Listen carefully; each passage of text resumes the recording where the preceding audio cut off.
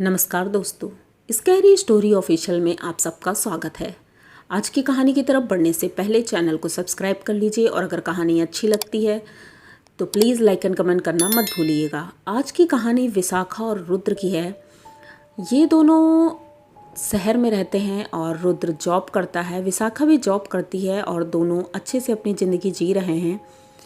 रुद्र और विशाखा की जब शादी हुई थी तभी से ये दोनों साथ में यहाँ शहर में आ गए थे कि पढ़ाई के दौरान ही दोनों में प्यार हुआ था और शादी भी हो गई। तो गांव में रहने का कोई टाइम नहीं मिला, शादी के तुरंत बाद ही ये लोग यहाँ पर आ गए थे। और गांव में रुद्र की मम्मी और पापा रहते थे। रुद्र ने अपने मम्मी पापा से कई बार बोला है कि आप लोग भी हमारे साथ यहाँ रहिए आके, क्योंकि गांव में रहना हमारे लिए पॉसिबल नहीं है, यहाँ जॉब है। लेकिन उनके पिताजी का कहना था कि हमारी इतनी बड़ी विरासत है, हवेली है, ये सब छोड़ करके हम शहर क्यों आएँ, सारी सुविधाएं हमें गांव में भी है और हमारा फिर ये घर कौन देख रेख करेगा, क्या क्या क्या क्या होगा, कैसे होगा, ये सारी बातें बहुत बड़ी थी। तो ये सारी चीज़ें सोचते सोचते उनके पिताजी थोड़ा अकेले पड़ गए थे कि मेरा बेटा शहर में रहता है और एक छोटा बेटा जो था उनका वो पढ़ाई के लिए विदेश चला गया था। तो अब घर में सिर्फ मम्मी और पापा ही बचे थे, तो वो दोनों अकेले पड़ गए थे और अकेले ही रह रहे थे। तभी अचानक एक दिन रुद्र के पास गांव से फ़ोन आता है और वो बताते हैं आपके पिताजी की हालत बहुत सीरियस है, आप लोग जल्दी से गांव आ जाइए। तो रुद्र अपने ऑफिस से छुट्टी लेता है, विशाखा को फ़ोन करता है और दोनों लोग गांव जाने की तैयारी कर लेते हैं। अब दोनों लोग गांव पहुंचते हैं, शाम को वही 6 बज गया था। जैसे ही ये घर पहुंचते हैं देखते हैं हवेली एकदम अंधेरे से भरी पड़ी है, वहाँ रोशनी नाम मात्र नहीं है। ये लोग सोचते हैं ऐसा क्यों है, यहाँ पर अंधेरा क्यों है, शाम को 6 बजे से ही इतना घना अंधेरा। जैसे सर्दियों का एक तो मौसम था तो खैर जल्दी अंधेरा हो ही जाता है, लेकिन कोई दीपक नहीं जल रहा था, कुछ नहीं, लाइट भी नहीं थी। तो ये लोग धीरे धीरे हवेली की तरफ अंदर बढ़ रहे थे। जो वहाँ का गार्ड था वो भी वहाँ नहीं दिख रहा था। अंदर जाते हैं तो देखते हैं इनकी माँ आंगन में बैठी हुई हैं और जैसे ही रुद्र को देखती हैं बहुत तेज़ी से रोने लगती हैं और बोलती हैं बेटा तुम्हारे पिताजी अब नहीं रहे।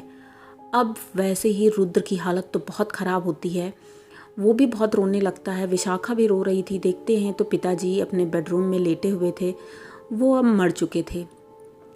उनकी तबीयत बहुत ख़राब थी कुछ दिनों से, लेकिन उन्होंने अपने बेटे को बताया नहीं। उन्होंने सोचा क्यों परेशान करना, शायद मैं ठीक हो जाऊं, लेकिन वो ठीक नहीं हो पाए और इस दुनिया को छोड़कर चले गए थे।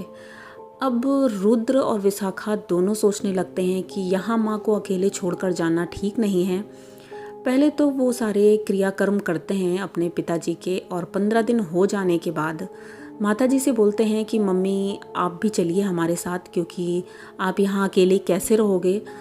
तो वो बोलती हैं बेटा अब मैं यहाँ से नहीं जाऊँगी कहीं, क्योंकि तुम्हारे पिताजी यहीं पर रहे हैं और मैं भी यहीं मरूँगी, यहीं रहूँगी।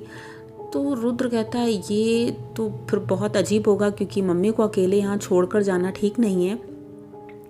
विशाखा से कहता है कि क्या हम लोग यहाँ रह सकते हैं, क्योंकि तुम्हारी भी जॉब है, अगर तुम्हारी मर्जी हो तो हम लोग यहीं रहें, तुम्हारे ऊपर कोई ज़बरदस्ती नहीं है कि तुम यहाँ रहो, अगर तुम्हारी इच्छा है तो रह सकती हो। तो विशाखा कहती है ये भी कोई कहने की बात है, अगर मम्मी अकेली हैं तो ये नौकरी वोकरी कोई बड़ी बात नहीं है, हम दोनों लोग यहीं पर रहेंगे और मम्मी की सेवा करेंगे। तो रुद्र खुश हो जाता है और डिसाइड करता है कि हम लोग अब यहीं रहेंगे, नौकरी छोड़ देंगे और गांव में हमारी इतनी खेती है, इतनी प्रॉपर्टी है, ये सब की देखभाल करेंगे और छोटा भाई आराम से पढ़ाई कर लेगा। तो छोटा भाई भी आया था पिताजी के मरने पर, लेकिन उसके बाद वो चला गया। ये लोग पूरी हवेली अभी तक नहीं देखे थे, क्योंकि हवेली बहुत बड़ी थी। तो एक रात ये सभी लोग सो रहे थे, तभी विशाखा को एक आवाज़ आती है अजीब सी गूंजने की, जैसे गुर्राने की। तो ये उठती है अपने रूम से और बाहर देखने लगती है। तो अपनी सासू माँ के रूम में जाती है तो देखती है वो सो रही हैं और उसके बाद भी ये कोई आवाज़ आ रही थी। अब विशाखा को कुछ समझ में नहीं आ रहा था, एक तो इतनी बड़ी हवेली है, ये कैसे पता लगा या आखिर ये आवाज़ कहाँ से आ रही है। तभी जैसे कुछ खिसकाने की आवाज़ आती है। अब विशाखा डर रही थी। वो जाकर के रुद्र को जगाती है और रुद्र से बोलती है कि कुछ अजीब है घर में। रुद्र कहता है ऐसा कुछ भी नहीं है, कोई जानवर होगा, बिल्ली होगी, चूहा होगा, वैसे ही लग रहा है। इतनी बड़ी हवेली है तो वहाँ कुछ ना कुछ कीड़े मकोड़े होंगे, हो सकता है उसी की आवाज़ होगी। लेकिन विशाखा कह रही थी मुझे बहुत डर लग रहा है। तो धीरे धीरे वो लालटेन उठाती है और लेकर चल देती है। लाइट वहाँ नहीं ना के बराबर ही आती थी गांव में, तो ये लालटेन उठाती है और धीरे धीरे चल देती है। ऊपर जा रही थी और उसे ऐसा महसूस हो रहा था उसके आगे आगे कोई जा रहा है। ये बहुत ही ज़्यादा डरावना था। वो ऐसा लग रहा था जैसे कोई उसे रास्ता बता रहा है। लालटेन की रोशनी में इतना क्लियर उसे दिख नहीं रहा था। वो धीरे धीरे आगे बढ़ रही थी। उसे पायलों की आवाज़ क्लियर आ रही थी, कोई आगे आगे जा रहा है।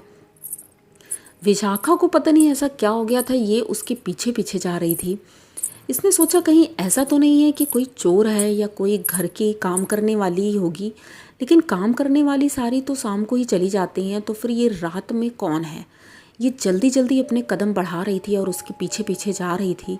तभी उसने देखा हवेली का जो दूसरा कोना था, उसी कोने पर एक कमरा था। उस दरवाजे के अंदर ये चली जाती है वो औरत।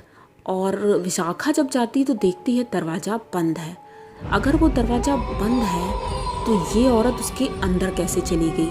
ये जाती है, उसको खोलने की कोशिश करती है, लेकिन उसमें बहुत बड़ा लॉक लगा था। एक तरह से वो बड़ा पुराने ज़माने का ताला था, वो ताला उसमें लगा हुआ था। ये देख करके एकदम से डर जाती है कि जब इतना बड़ा ताला लगा है तो इसके अंदर कोई कैसे जा सकता है।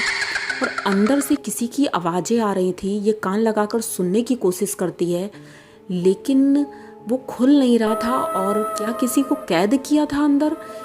अब विशाखा को कुछ समझ नहीं आ रहा था। वो वहाँ से तुरंत वापस लौटती है और रुद्र को बताती है जाकर के कि ऊपर जो कमरा है उसमें ताला लगा है और वहाँ से आवाज़ें आ रही हैं। तो रुद्र कहता है ऐसा कुछ भी नहीं है, तुम फालतू की बात कर रही हो, ऐसा कोई कमरा है ही नहीं। लेकिन चलो अच्छा देखते हैं। रुद्र जाता है उसके पीछे पीछे। जब रुद्र ऊपर जाता है तो देखता है वाकई में वो कमरे में ताला लगा था, पुराने ज़माने का बड़ा सा ताला। और उसे खोलना नामुमकिन था क्योंकि पता नहीं उसकी चाबी कहाँ है। अब मम्मी को तो कुछ अपना ही होश नहीं रहता है, तो इसकी चाबी का पता नहीं। लेकिन कान लगा कर देखा तो उसमें से आवाज़ें आ रही थी। तो अब ये दोनों परेशान रहते हैं, आखिर इस बंद दरवाजे के अंदर है क्या, ये पता लगाना पड़ेगा। तभी अचानक से कुछ गिरने की आवाज़ आती है और ये दोनों नीचे उतर कर आते हैं। तो देखते हैं आंगन में उनकी मम्मी खड़ी हैं और पूछ रही थी क्या बात है बेटा, बहू तुम लोग ऊपर क्या कर रहे हो। तो वो दोनों जल्दी से नीचे उतर कर जाते हैं और मम्मी को बोलते हैं कि मम्मी ऊपर कोई कमरा है क्या जो बंद है, उसे बंद क्यों करके रखा है। तो उनकी मम्मी कहती हैं बेटा कुछ भी नहीं है, नॉर्मल कबाड़ स्टोर रूम टाइप का है, इसलिए उसको बंद कर दिया है, तुम लोग जाकर सो जाओ, कोई दिक्कत नहीं है। तो विशाखा कहती है नहीं मम्मी, वहाँ से आवाज़ें आ रही थी। तो उनकी मम्मी कहती है अरे वो तुम सो गई होगी ना, हो सकता है इस वजह से हो, वैसा कुछ नहीं है, सपना देखा होगा तुमने, नॉर्मल कमरा है स्टोर रूम, इसलिए उसे बंद करके रखा है। तो विशाखा अब सोने के लिए जा ही रही थी, अपने कमरे में बस पहुंची ही थी, तभी उसे दोबारा फिर से आवाज़ आती है और वो सबके सोने के बाद फिर से ऊपर जाती है और खिड़की से झांकने की कोशिश करती है। तो उसे दिखाई पड़ता है अंदर एक नहीं कई लोग हैं जो आराम से टहल रहे हैं, घूम रहे हैं। विशाखा ये देख करके बहुत डर जाती है और जब वो वहाँ से नीचे सीढ़ियों से उतरने की कोशिश कर रही थी, क्योंकि उसके पैर इतने भारी हो गए थे वो उतर नहीं पा रही थी, ऐसा लग रहा था मानो किसी ने उसके पैर पकड़ लिए हों।